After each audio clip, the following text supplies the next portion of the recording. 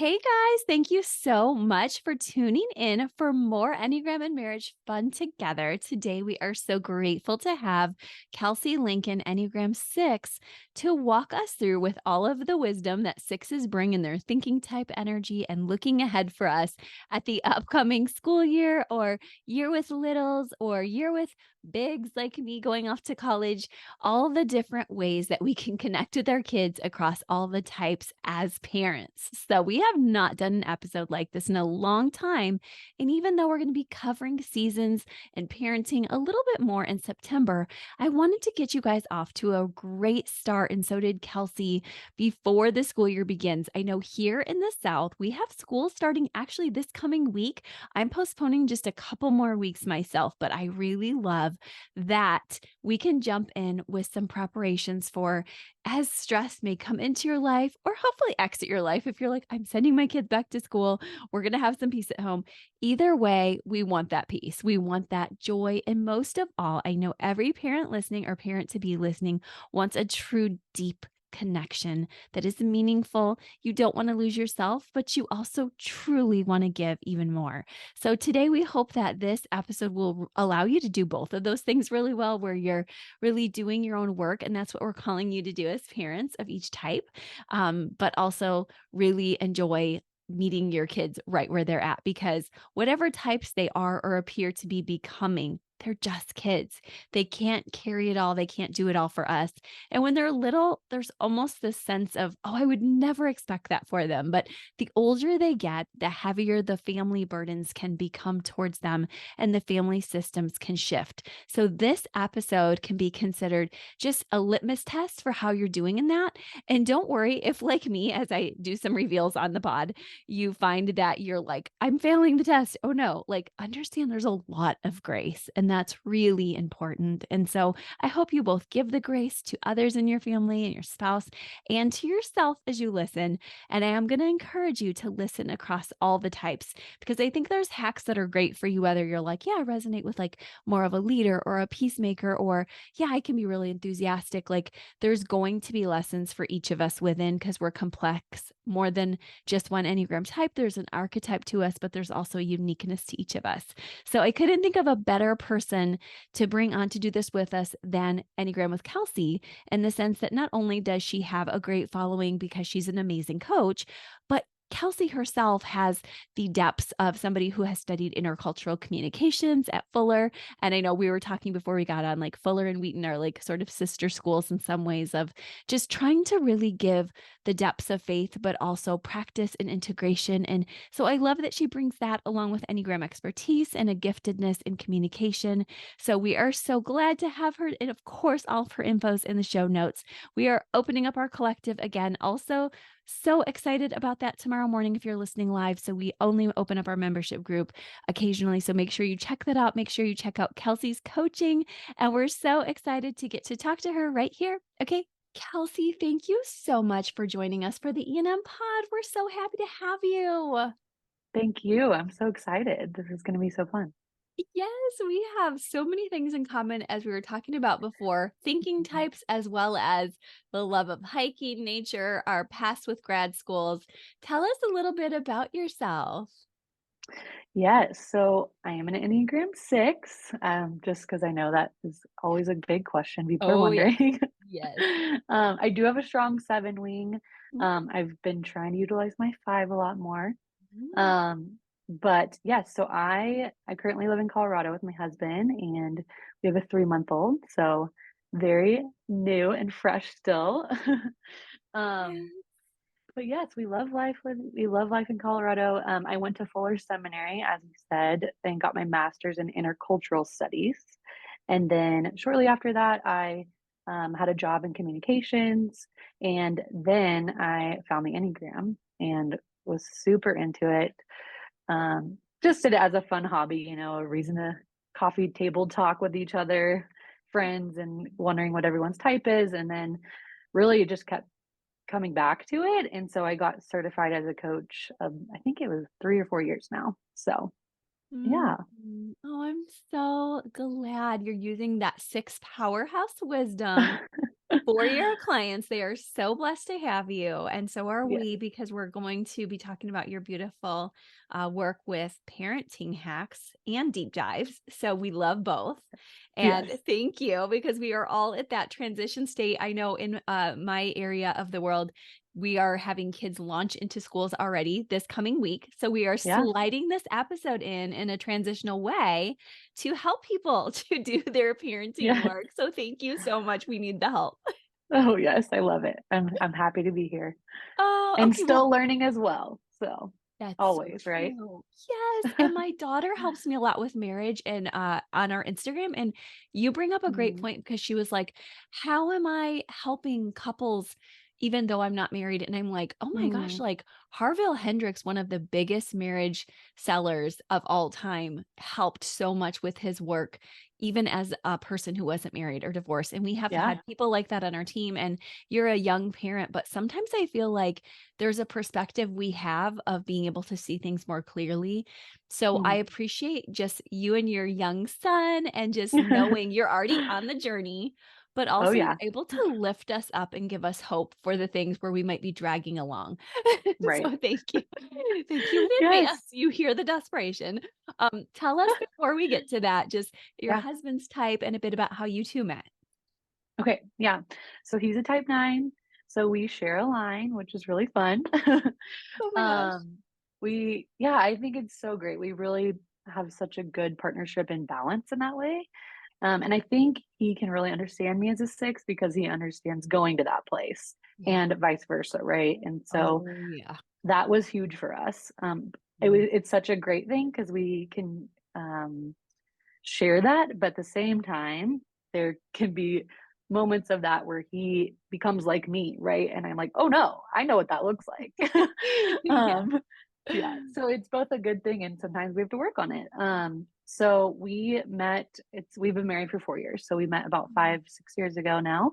mm, Um, yeah, and he is that 9, that patient, loving, kind, gentle, very stereotypical that way, just great mm. listener, caring. Um, and I'm a little more feisty, as he would say, Yeah, probably. yes. Always potentially looking at the future and what could, of course, go wrong, what ifs, but also preparing and keeping us kind of afloat and Mm. stable, if you will.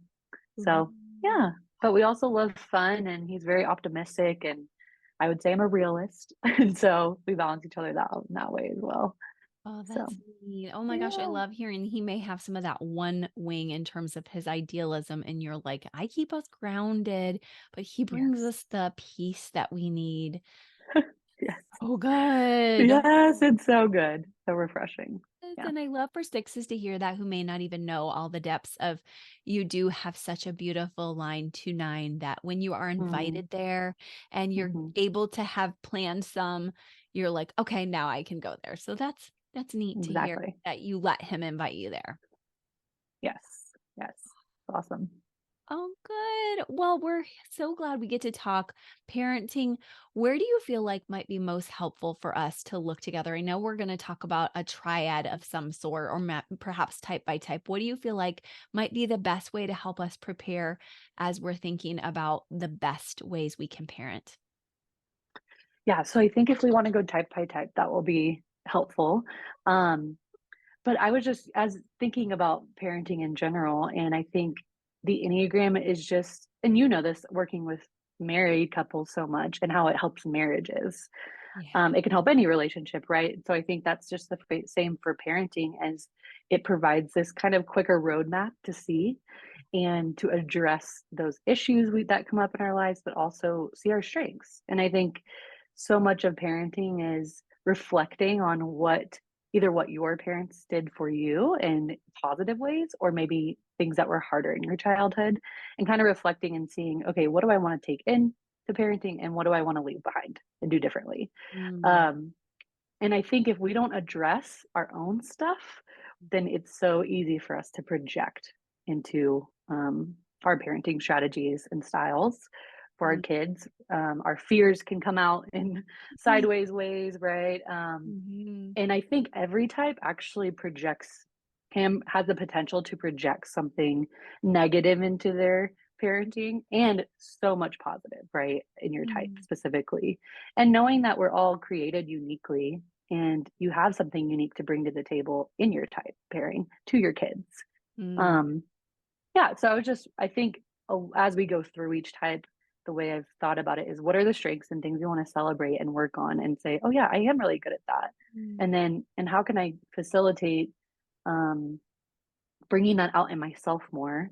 And mm. then also, what are the pitfalls, right? What are our shadow side stuff and the things we don't really want to see or admit? It's so easy. Our kids are like a mirror, just like maybe Yeah. our spouses can be. Yes. And so, what can we address so that we're not projecting those things onto our kids?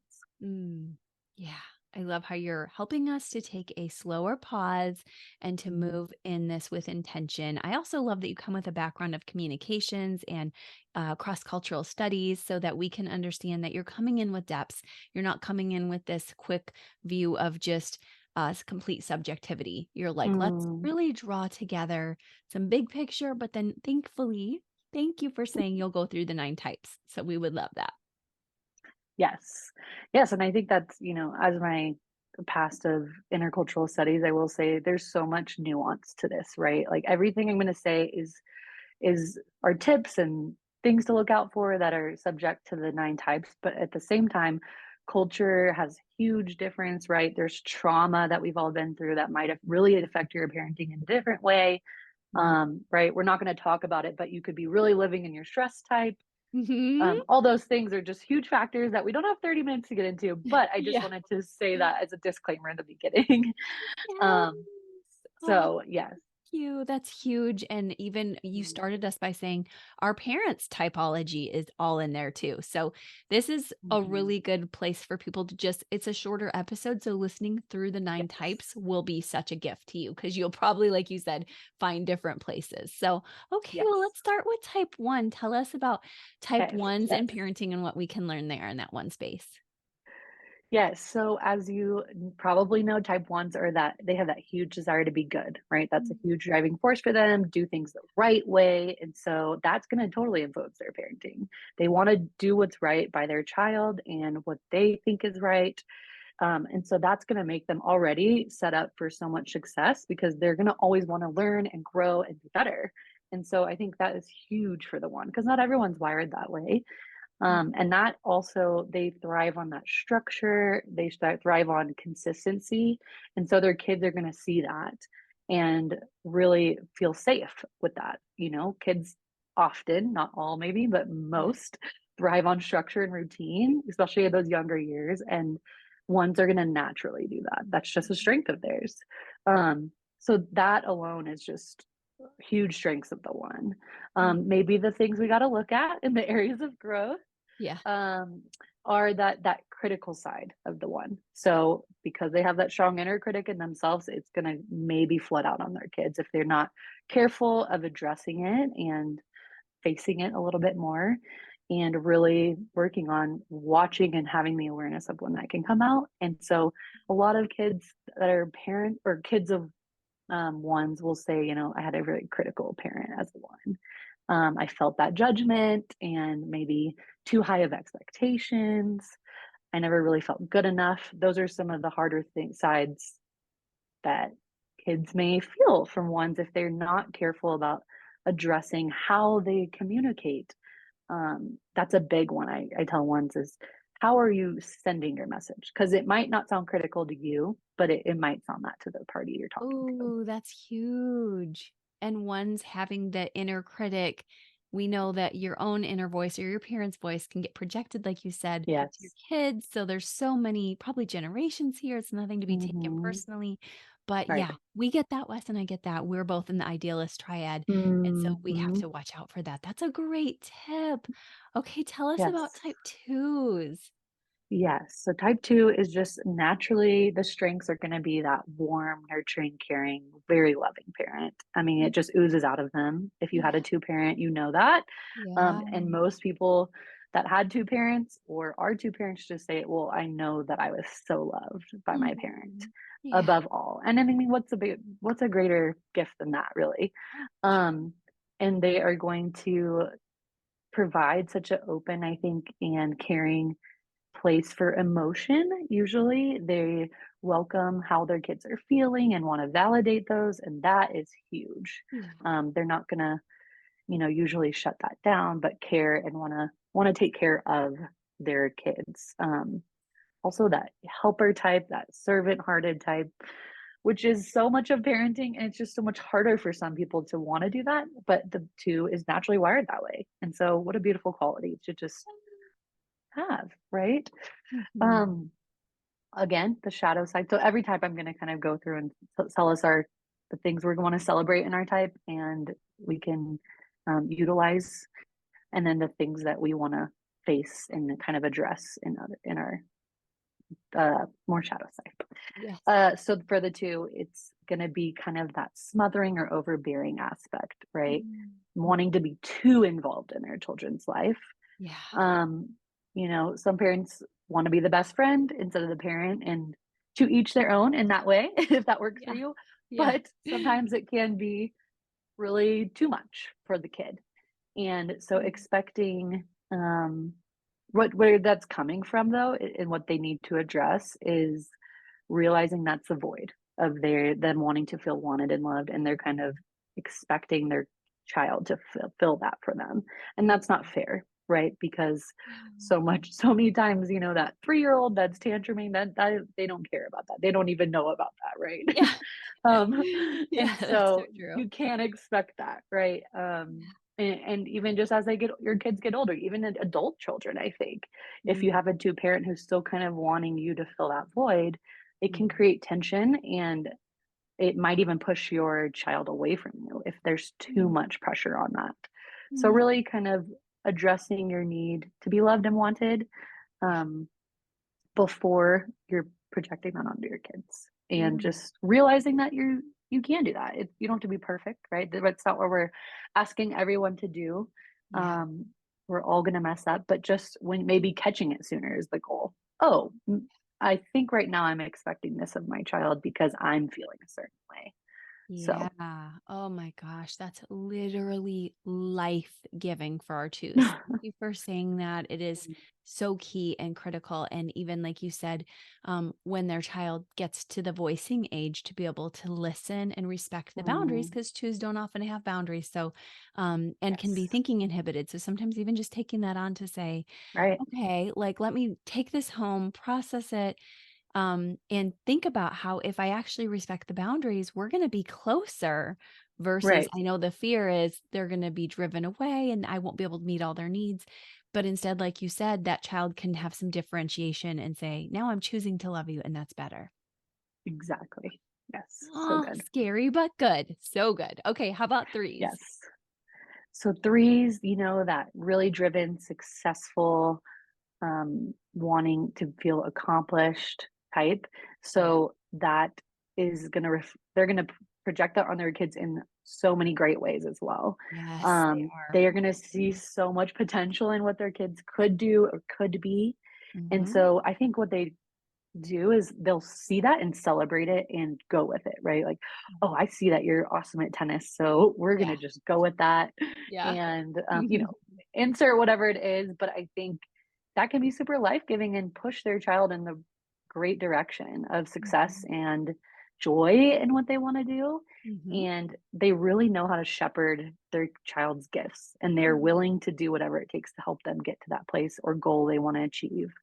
And Mm. how beautiful. I think also Yeah. they really instill confidence in their children. Yeah. Um, they can at least, and they can just again, celebrating their gifts and making them feel like they can do so many things, that driven type, very encouraging, um, when they're doing really well. So when they're not doing as well, that can come out sideways, right? So Mhm. they might project performance onto their kids, want them to be, just the best at what they want to be, but it comes out too much as or too much pressure on their children, and they may feel the child may feel like you're expecting too much from me and how I can perform or what I can produce versus how I feel maybe, and who I am and who I want to be, right? So a lot of times that can come out that way. Also, I think they care a lot about image, right? And so, when you have a 3-year-old again that's tantruming or something, Mhm. that's not always a good look for parents. We know Mhm. it's normal, but it doesn't feel that way.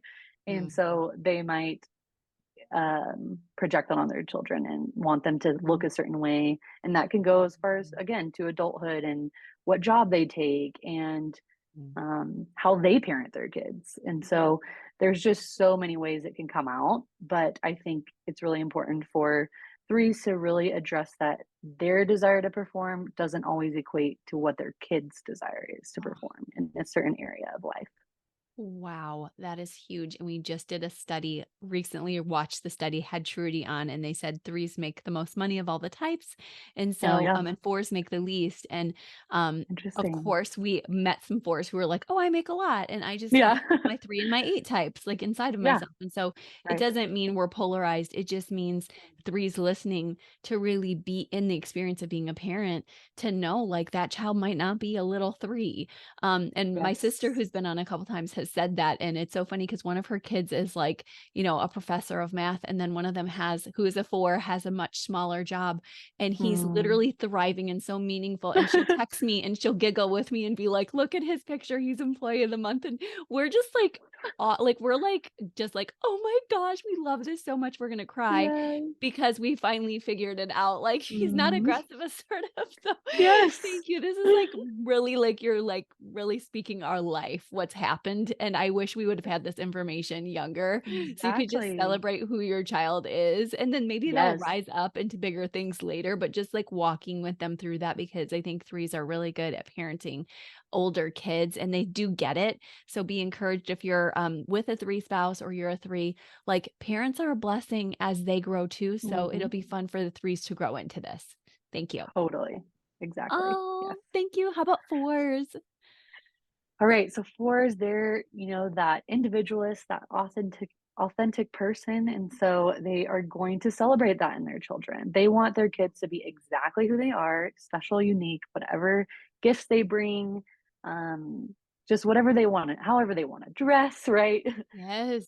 I always want to joke like maybe the parent of a kid who shows up in all this mixed match outfit because they picked that outfit out and their parent wanted to celebrate that. Yeah. And I love that. And that's so great. So the most beautiful thing of the parent is they're going to welcome the good, the bad, and the ugly of Mm. all the Oh, emotions, right? a gift. They are going to allow their child to feel what they want to feel and validate their experience emotionally, which is, I think, just lacking a ton in our American culture specifically. Mm. And we're kind of learning a lot about that now. Yeah. But I would say that is just such a gift if Mm. your parent can validate your emotional world.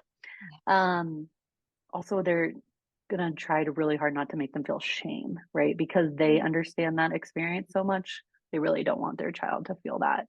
Mm. Also, this is the creative parent that Mm. is going to do all these fun things. You know, Oh. they thought of the great experience to go, into town and do this fun thing they learned about, or Mm. have a paint and art day, or whatever it is, and just do fun, different things with their kids that maybe not every parent thinks of. And they can offer that to other parents, which is really cool. So, Oh. that is their beautiful world of the 4 as a parent.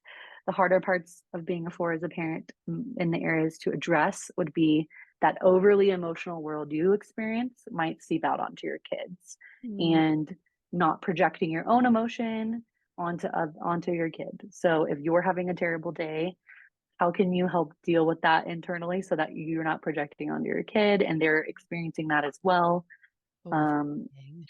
Yes, or when they wanna sink into that deep pit of emotion, your kids pick up on so much, right? We wish they didn't, but they pick up on everything, Mm. and even at young ages, and so that's really hard because 'cause we're human, but when a 4 feels deeply, it's very present, and so I would just say Mm. Thank really you. learning to Yeah. not project that Yeah. onto your kids is gonna be the biggest, Oh, area for them, so yeah. Oh, thank you. Such yeah. wisdom. Oh, we talk about Oh, that a lot on this podcast. So hearing it right. from all the lenses of the 4, I'm like, oh my gosh, life giving. Yes.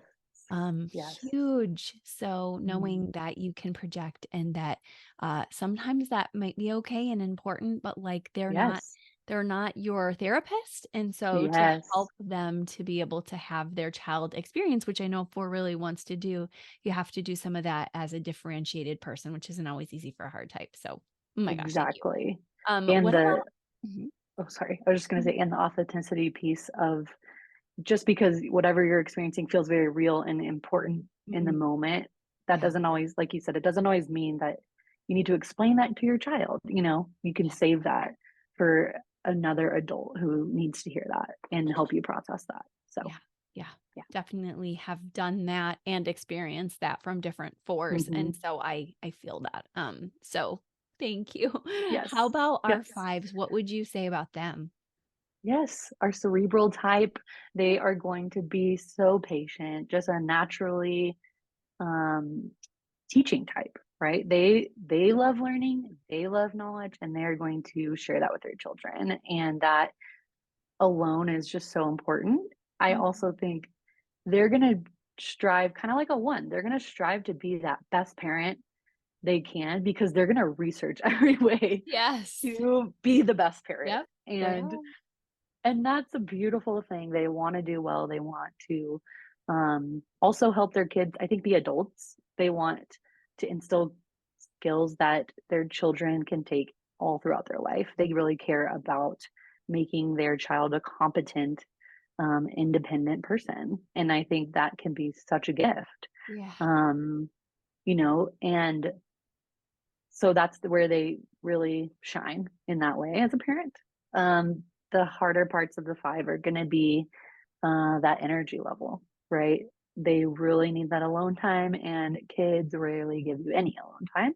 Yeah. And so, especially certain ages, and so really learning to take care of yourself when in other any way you can, so that you do have that energy. Because I think kids can't always differentiate between what our needs are and what is about them. And so hey, mom or dad needs alone time for 10 minutes might feel like, oh, they don't want to be around me. And Mhm. so I think really teaching your kids that it's not about them as a five, it's actually just this is what mom needs every day, or this is what dad needs every day. Um, and really, and that can also be a gift to your kid, right? To learn, oh, what are my needs that I need? But they can feel really drained and overextended, and that is when they might get more critical or more boundaried and kind of push their kids away. So Yes, I think that is so helpful to hear that the kids can make sure that they're not the ones who are in that positioning of, okay, I've been mhm, neglected, I'm forgotten, I'm not cared about because there's this quiet presence. Or maybe I've known mhm, five parents who need extra rest. And so yes, just because they're away from you, if the five can take some time to explain why and that mhm, there's a lot of deep love there, but to model the self care and boundaries. Huge mhm. gift, as you said, our culture is so big on overdoing.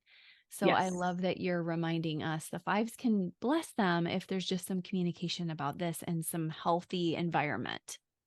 yes, and I think for five parents, it's also that struggle for them to tap into their emotional world. It can be hard, right? They're very thinking type, and so if you have a very emotional kid, maybe that's different than you, that might become a struggle. And so really learning whether that's going to therapy, and that's true of all types, right? We can all Yeah. use help in all these ways. But I think if a five can really learn their emotional world better, it's going to just naturally help them parent an emotional child and help kids Mm. understand their emotional world more rather than just trying to live in that cerebral world and projecting that part onto your kids. So I think that's a big part for the five as well, is the emotions.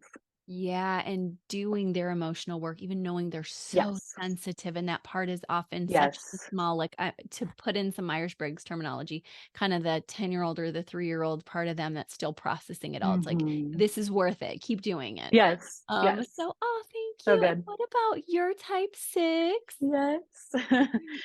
Still learning so much. Right? But, yeah, so strengths for that 6 is they're gonna be prepared. So, they have thought of all the scenarios already and the what ifs of things that could go wrong, things that could go Mhm. right, and so they're gonna be prepared in so many ways.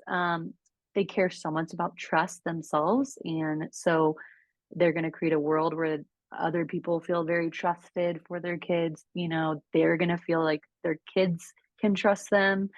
They're going to feel safe because safety is so important to them. So whether that's physical safety or emotional safety, they're going to really project that onto their kids in the best ways that can help them feel like, I know I'm safe with mom, or I know I'm safe with dad, because I know they care about that. And so there's a lot of validating fear in that when you're doing your best as a six.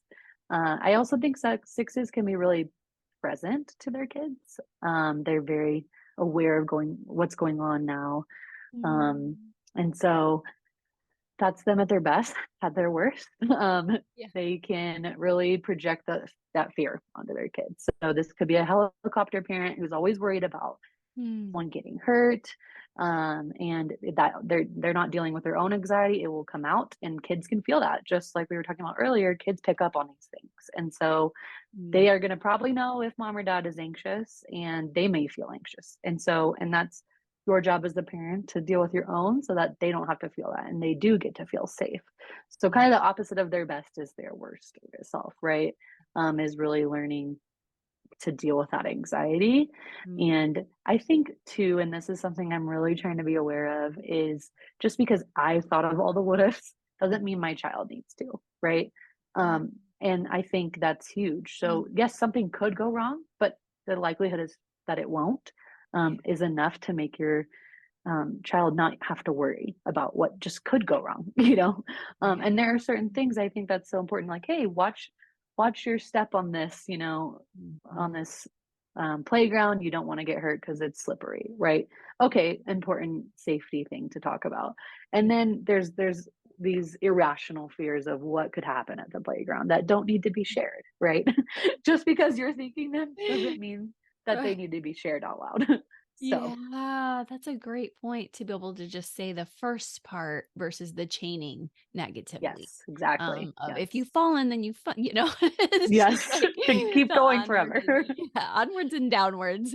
We don't want to Yeah, do that. We've done it exactly. before. I've certainly talked a lot on this podcast about being in my helicopter six wing space. So I think that Mhm. it's really important that every parent know. I mean, my dad was that way even as an eight parent. Like there's so many of us Mhm. that spin out whatever our Right. typology to this space. So that's a great word for all of us is Mm. to make sure that Mhm. we allow our kids to not carry the magnitude of all the what ifs, but to prepare them Yes. as best we can. Love that you said Yes. do our own self soothing.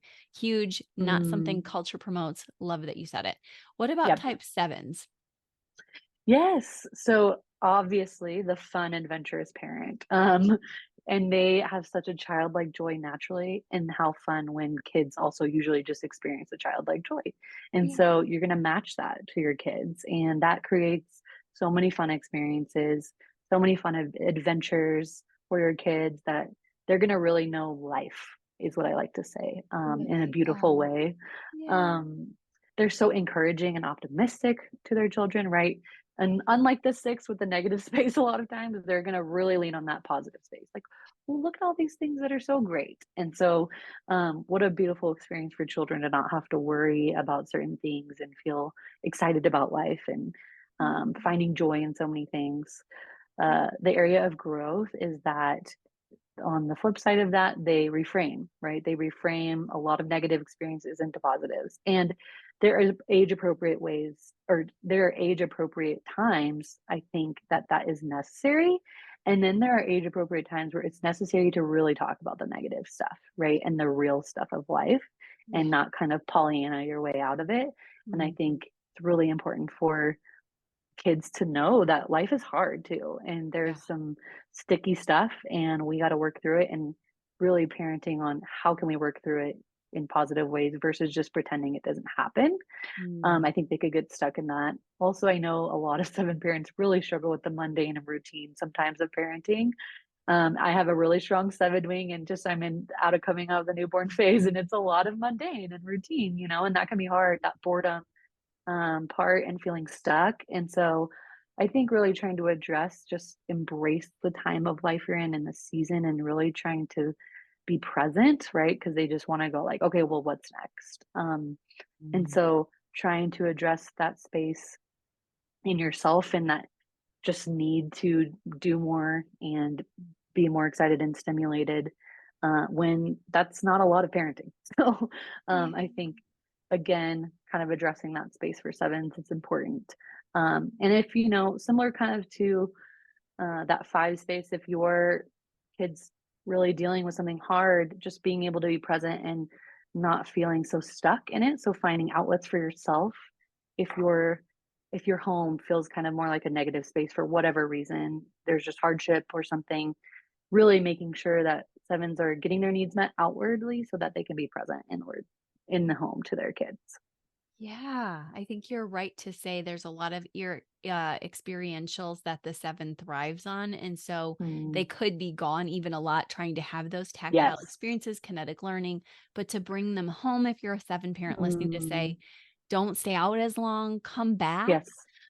Try to Yes. get close to that your own inner child and your own hiding place and come on in. Mhm. Don't feel like you have to stay there forever, but come on in to Yes. see what's going on. What are your needs? Being Yeah. brave to sit with and focus. These are things that I would have loved to even know more as a young Mm, seven parent that I'm mm, continuing to learn, but I think you've really nailed it. That plus staying present to your family's emotions is huge, mhm. because I think with sevens, there's this tendency to either polarize, like we said with the four, or the one with the inner critic, to be like, oh man, like let's be all in it. And like, here's what's hard about life. Or, Yes. hi, this is amazing. And I think Mhm. often just the family, like you said, just needs the regular, the mundane, the routine.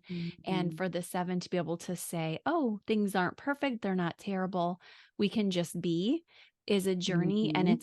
it's still a journey I'm frankly on, especially when I'm Yeah. also pairing that with like feeling trapped in the car. So recently I've been poking Oh through gosh, that, yeah. like I can do it when I'm at home, but when I'm in the car and there's moods all around me, should I listen to the I'm trapped. radio, or is that like me trying to check out? And then I'm like, okay, I'm breathing. So Yes. we're all learning. Yes, What, totally. still learning, still finding the Yeah, rhythms. What and about it's a, oh, sorry, go ahead, because yeah, of no. seasons, but yeah, go ahead. Yes. I was just gonna say, and it's such a balance and figure out on all of these, like, what is my need versus what am I trying to escape or run from, right? And I think that's very true of the seven is, okay, I'm in a car right now and I am literally trapped with these kids. So how can I, like you said, self-soothe and help myself in this moment and my needs, but also be present. Um, instead of just I gotta escape somehow. Right. So being aware of those things for all of our Um, types is so important of yeah. Okay, And so eight. grace. Yeah, we're not gonna do it Yes. perfectly because, like Oh, we of said, we're course. titrating all the personalities in the car, and so we're like, "Okay, there's Oh no goodness. perfect here, it's just survival sometimes." So, but not Totally. traumatizing people, that's always a goal. So, Yes, all right, so exactly. let's talk 8. So that protective parent that is just a force for their family, for Yeah. their children. I've heard a lot of healthy eight parents and say their kids know that their parent has their back and is protected and loved and such a healthy force when they're doing well.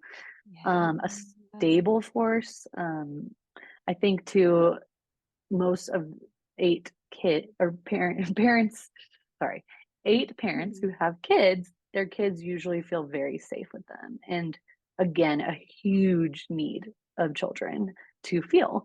And so that is big. They're also going to prepare kids for adulthood Mm. and Yes. they really care about autonomy, right? And Mhm. teaching them how to do that well, which is a huge life skill. Mm. And they're going to really encourage that in their children.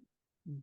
On the flip side, they can be that overpowering force, harsh words, maybe projecting that anger onto their children and their children picking up on that, even if maybe they're not directing it towards their children, they're angry about something else. Mm. Again, our kids pick up on that and they might feel like, oh, mom is mad or dad is mad. And really, it's not about them. And so, addressing your anger as an eight is super big so that it doesn't seep out in those ways. And yeah, controlling their children, I think, right, won't because they want to feel control.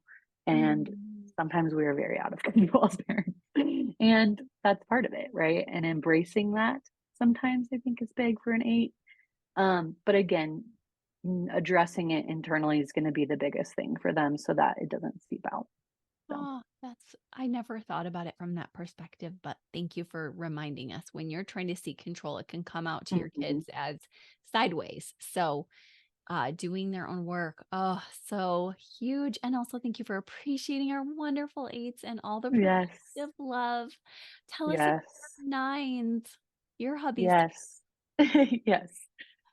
So patient, gentle, caring, great listeners, willing to sit with their kids and hear them out, even if, they're asking a million questions or just, Mm, having big experiences. That nine is going to make them feel so heard and seen. And what a beautiful thing, really. oh, yeah. Um, they are going to provide that stability when they're doing really well. And that is such a safe net for kids to feel accepted and loved.